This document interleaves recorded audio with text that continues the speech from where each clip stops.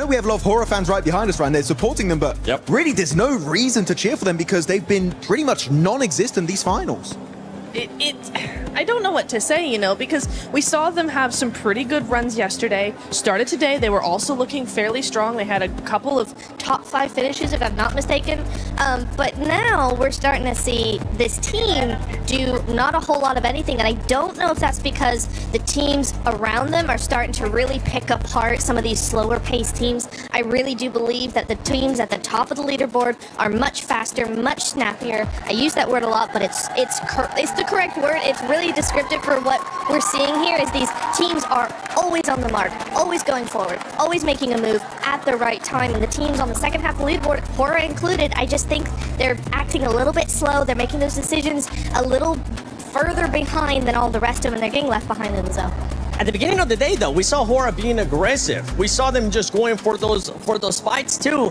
But right now, that might be what's hurting them. I mean, actually, yeah, Horror had one good game earlier today, right? It was a podium. But the reason why I'm not super impressed, right, is that was literally right next to where they usually dropped. They didn't drop there that game on La Cobreria. But it is, I call it Horror Mountain.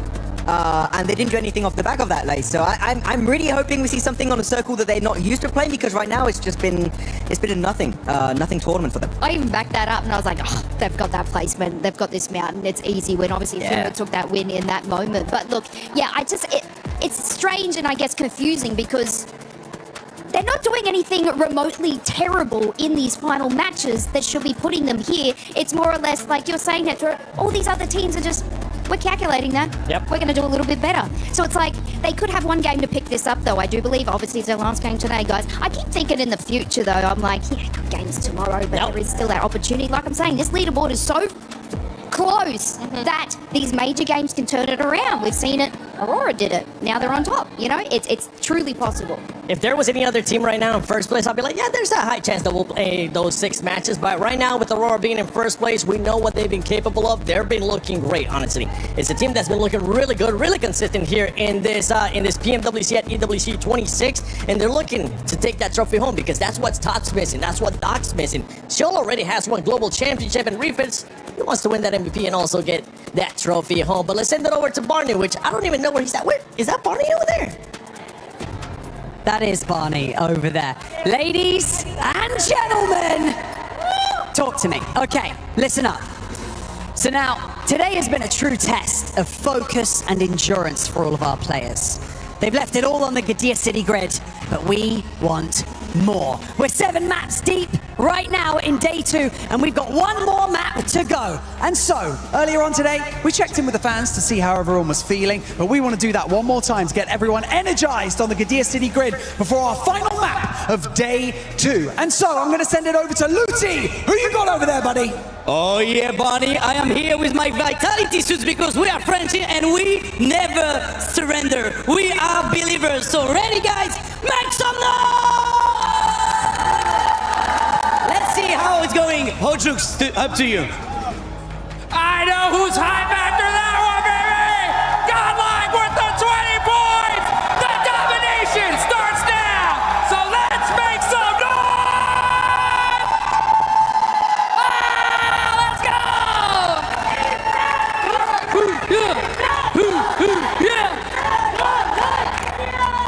See the excitement from all the fans. Different nations, different representations of our organizations that are bringing the heat here in Paris. But you know what, France? Together, I'm sure we can blow the roof off this building. Let's hear it one last time. Let's absolutely go ballistic. Last game of the day. Let's get into it. Miramar on the cards. We're going to set our smash ruling going forward right now. Teams looking very, very good. Ida getting deeper and deeper into these matches. They're looking energized and good to go. Godlike also with a 20-point start last game. I think that's just the beginning of something great to come here on Miramar. Smash ruling will be in effect from tomorrow, but this is where we lay down that line in the sand, the literal sand here on Miramar. Teams looking very contemplative, where they want to hit up, where they want to go next. Got Milu back in the game for his last ride here. on Miramar before we get into tomorrow. Good to see him back again, though. Hopefully we're having a little bit longer in this game, Jackie. Hey, you'd hope so, man. It's good to have him back. Incredible talent, unbelievable mechanics. And this could be the reset, right? Little bit more time, he's back in. He's got his fingers on the sticks once more. You deploy him into the lobby once again. And if there was a chance for Tiamba to start to assert some of that dominance that we know they're very capable of, hey, man, go big, last game. Bring it on home, start to rise up the rankings a little bit, being a nice position to try and leapfrog tomorrow. It could still very much happen. Southern side playing path, a little bit difficult to deal with. Some of these teams getting up towards that northern edge, at least on that eastern side, but Valparaiso, Impala very much in play there. Good to go. Chumacera open for the teams to move down towards Aurora, getting out nice and early around that position. Top with the 4,970 damage, but Aaron and Scarface still doing an incredible amount of work here, despite where right now Ulf is on the rankings. That last match just generally wasn't that bad either. I mean, 81 points now. They're getting closer and closer to the top of the tables. Aurora wants to pull out something very, very special on this match, though. Remember, we want to set that line higher than anyone else by a fair margin to make tomorrow's Rondo a little bit more sweaty, right? Because I think Rondo, you can earn a lot of points on that map. You can earn a lot of points on that map, and it can get you far towards that Smash ruling or even beyond it. Yeah. No, it's true, bro. Like, we've had some incredible games of Rondo here at PMWC as well, at EWC 26, so if it's anything like the beginnings we had, namely, it's fitting we get E-Arena on screen, right? Record-breaking game, some big moves. Whoa. The stadium finish. See that? I don't know, bro. They're styling already. It's jumped off the top of the building straight to the back of the bank. Okay, love to see it. You do. But yeah, you're right. I think we'd love to see some of that level of, sheer world-class gameplay, sort of championship mentality happening right then as we get into tomorrow for that first game to give you that leapfrog, that setup. We'll find out how it goes. For those of you at home as well, don't forget to participate in the event yourself with a lucky spin and draw to get some of those beautiful skins to commemorate what has been a very wonderful year here at PMWC. It feels like a rising tide has brought all ships up, Blank. The skill level, some of the plays we've seen, the 1v4s that it feels like this year we've had drastically many compared to what we had in prior years. It's been a lot of showmanship, a lot of excitement. And Paris has been killing it as well. So it's been super exciting. But hey, we'll dial in. We'll stick with the program for now, see what we get. If this will be a present of a final game between these sides and who's going to benefit most. We have had a lot of rising stars as well. I mean, it's quite cool to see. Because, I mean, you mentioned the 1v4s. It's been a while since we've really had that presence from singular players in a big way. Because we moved further over towards being like, the four-man teams have to all be consistently good together. We need 4 players that can play together very, very cohesively, but also have that star power in them. And we're going further beyond than that, right? We're going towards galactic level gamers, likes of Milu, Kamikaze. It's awesome to see, it really, really is.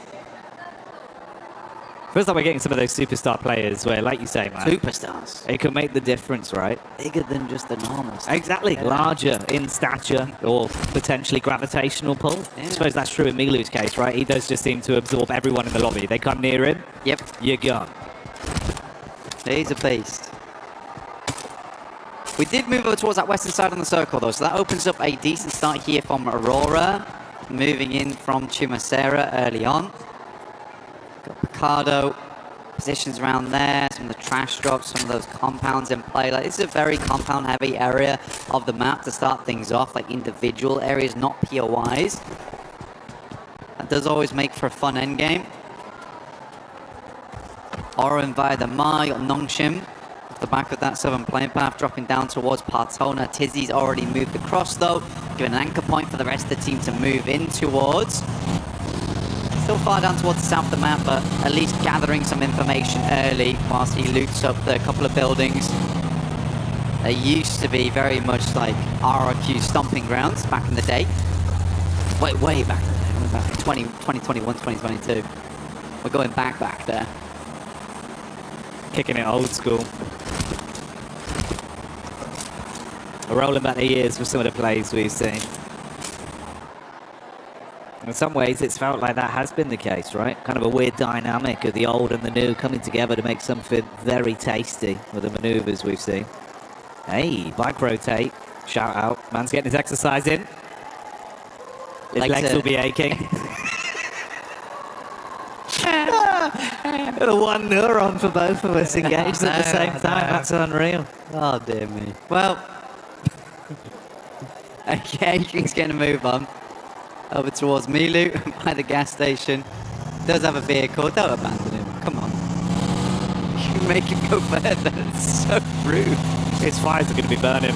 No, Milu's got bigger and better things to be moving on to right now. Can't be dealing with you on your bike. Heads over towards Eagle. This is over towards east side of Impala right now. We do have OG actually rotating very closely at the moment. I think that's just a couple of players there, though. It's our route. See a tanky over towards Graveyard right now.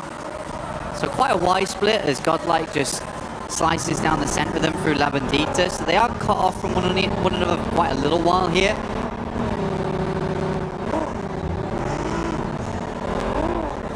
It'll be quite a slow start because, again, this is always funny. I mean, for end of game circle, end of day circle, this is really, really cash. And this is super casual. Nothing super scary to worry about. We're not down towards that southeast side where we're playing uphill the entire time, up towards the plateau by the hay bales. It's just back to normality, which I bet a lot of players are quite fond of. It's going to make a lot of the early game a little bit more slow, a little bit more simple in your rotates.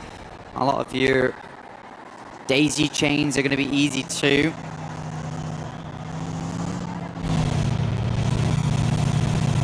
Very cash money for these teams indeed right now. Casual, not cash. Could be both, mate. Casual cash money. Yeah, casual cash money. At the end of the day, you know, you get yourself up towards that top side, potentially secure yourself. Yeah, competitive cash leads. money. Yeah, exactly. I mean, lion's share of $3 million here on the line.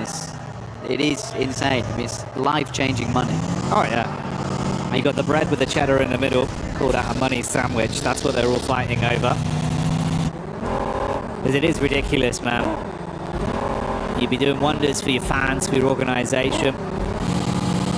Even just your family, really. It's an incredible thing to win. I mean, Yangon Galacticos, super cool following their journey since their win last year. I mean, they've been very much celebrated.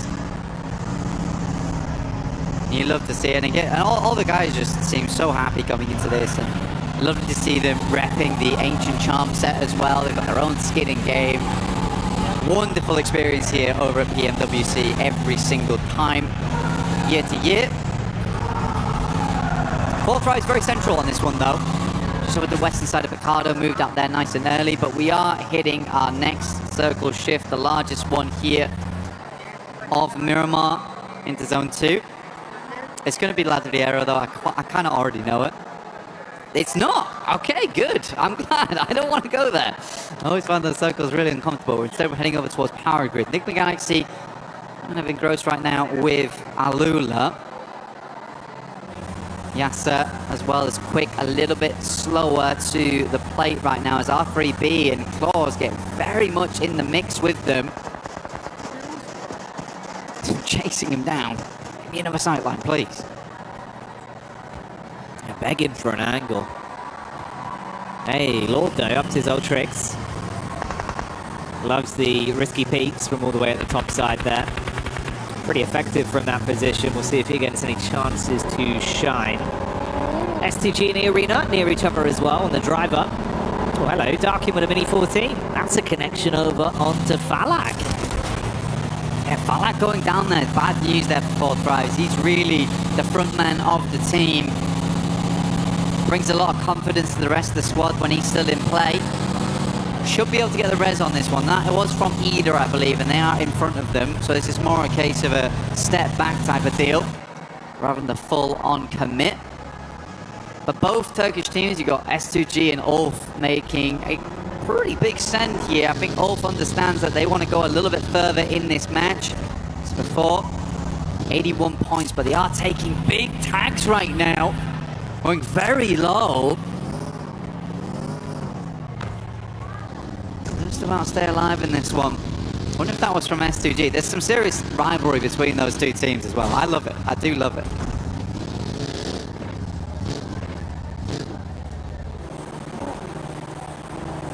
Feels like even over the course of this one event, we've had so many narratives of like little rivalries that have been popping up. And it's given us a lot of excitement.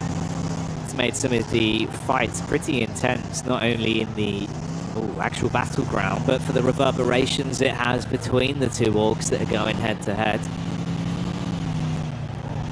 Left a lot of room for some cool stories to appear. Aurora on the move here, bumping around in the suspension in, but they won't care.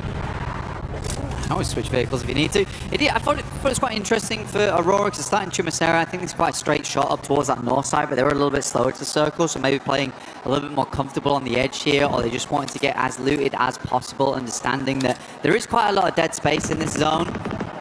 And they wanted to know that when it comes down to it, they have the utilities, they've got the resources and supplies to make it through to the end, and they weren't going to be mega late by any means because they were starting in Pmwc. AgniArcade do finally find that angle. Shot them early, all lining up to take those shots. So Lula will get one dropped. No flush just yet though. Whew. Yeah, this is a difficult one. We do move over towards that northwest side. We've got the field in play. We've got the almost Death Valley that sits between Monte Nuevo moving up. Furia actually has a good spot here. I think Ayala already picked up a nice compound, and likely the rest of the team will be flitting back over towards him. Oh no, they're greeting it. They're going doubles. I don't know how I feel about that.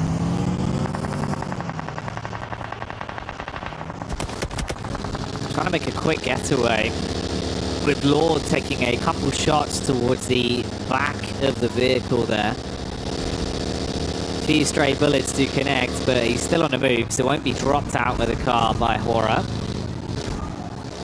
They're just going to keep forging a path forwards. Amidst all this, you also have OG. That's Orangutan getting lit up with the crosshairs of Ida being able to spot them out and somewhat punish them, keeping them outside of the zone on their rotation up and over, with Ulf close by as well.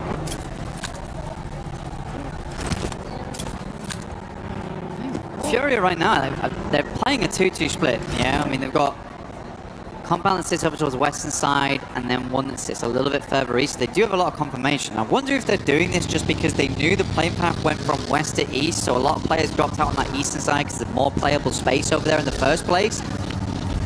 So they're assuming that there is going to be a big traffic jam on that eastern side, so they can afford to go for a 2-2 split right now. I would expect them to regroup on the next one, but this does give them opportunities and options going forward. And no one challenged them. I thought S2G might try and plummet down there, but they've stopped short over towards some of the rockier areas of the map where they can settle in. Aru, they're finding good damage over towards Aurora, our current lobby leaders. And one's already down. Doc's very low. Nade goes long. It's pretty good. I thought it was going to roll over the top there. Oh dear. Oh dear me. Scarface once again. Those taps were deadly accurate too. Yeah, punishing quick jabs to the ribs there. Gonna leave them bruised. Orangutan rocking up. Oh, doing the classic strat. Ain't got time to stop. Breezing through one by one. Aurora eating the shrapnel, and that's Orangutan taking the heat straight to Aurora. So 104 points is where their day of big earners ends. I love that from Orangutan, honestly. There's been so many times where they have had struggles on these roll-ups where they'll just roll through and try and get the drive-bys. There they just stop short. AKOP gets out and just hits the shots immediately, then they can move on because they need to get further in. So big hats off there to Orangutan. Shots from behind there from Ulf, but they're moving directly into occupied territory with 4 thrives. As Ipha's down the backlines there though. No one's really safe. I think Ulf is right now just trying to profit off a lot of the teams coming in from that eastern edge. Tiamba sending it directly over towards S2G. Oh. This is a hell of a push. Nice shot from Razy though over towards 1. But T24 will shut him down. Mate, punishing reaction to the DBS up close there. blows them away and loaded slugs into that one, but here's the re-aggression. Oh, mate, Vitality on the reply. Whoa, they're going to crumble under it, so 4Frives keep on fighting. Amidst this as well, S2G were clashing against Tiamba, and the nade has knocked another man, leaving them with only a solo right now that's alive and kicking. And his A-King, I mean, Ulf quickly moved on this mark as well. They heard the fighting, they realized that there was an opportunity to open some space in the circle on the eastern side. They left behind that fight between 4Thrives, hearing it go on for quite a while, and they're going to be coming in late after this. OG even setting up in front of them, dropping down the barbed wire there for them to wander straight into. Tiamba, it is A-King, making him move outwards. Understanding today the peloton won't be moving much further for Tiamba. Try and get some placement points to finish things off. Junction Red Force playing down towards that south side. In the meantime, E-Arena took the eastern compound after that shift, and Furia regrouped over towards the western side. So, happened as expected. But Furia does get the better off angle because of that, so well done. Ida as well. With Emre there getting line of sight back over, it's IQ that suffers from this one. Damn, well done again. Yeah, bro. Ida start it off, Ulf finish it. So 4Thrives removed from the equation here, 7th place, 77 points at the end of the day for them. OG were close by to all this as well. They pulled back when they saw weakened 4Thrives, didn't overcommit, but they're still amongst basically a bit of a rough sandwich with Ulf and Ida potentially pushing down. Jiggle eaten by the blue as well on Horror's late rotate. That's not ideal. What's happened there then? I don't know, but it's an interesting kind of events for Horror. They love that position, but doesn't seem like it loves it. It loves them right now. Sadly. Horror's going to move down, try and swing over towards OG. And TG, what a shot over towards Lord on Enigma Galaxy. Sleepy will find OG on that one, and Ulf might want to push a little bit further in, clear out even more space over towards this eastern side. AKOP just trying to swing on down, will immediately get shut down for that. That was a bold maneuver. The rest of Aura moving up. Last player alive is Aru, and he is down and out. two very quick pumps there from the shotty in their face, and that's going to finish them. Looked a little bit scary from Sky when he was left behind, but the off-angle peak did wonders. Hamzik's still going, by the way. The Garant going crazy. Great sniper with a hell of a scope right now. Yeah. That is great stuff, great stuff. Not what you expect to see on the last game of the day. Circle centers directly, a very, very kind circle. But it's all this weird rocky ground towards the center here. S2G mostly having control over it. They even have Kamikaze down towards that south side, providing another point for them to move over towards. Aura looking over towards Ida right now, and Ulf still being those gatekeepers on that eastern edge.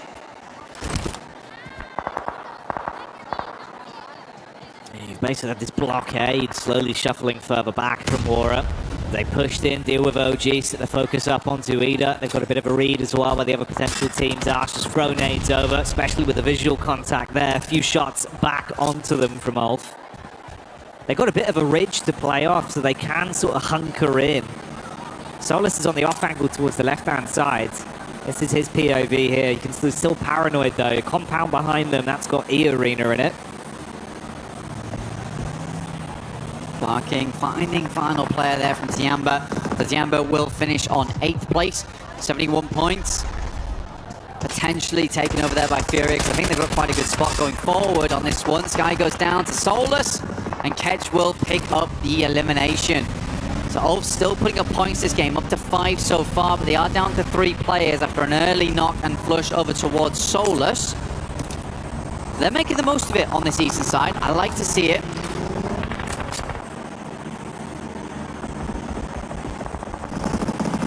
E-Arena. That's a nice readjustment there.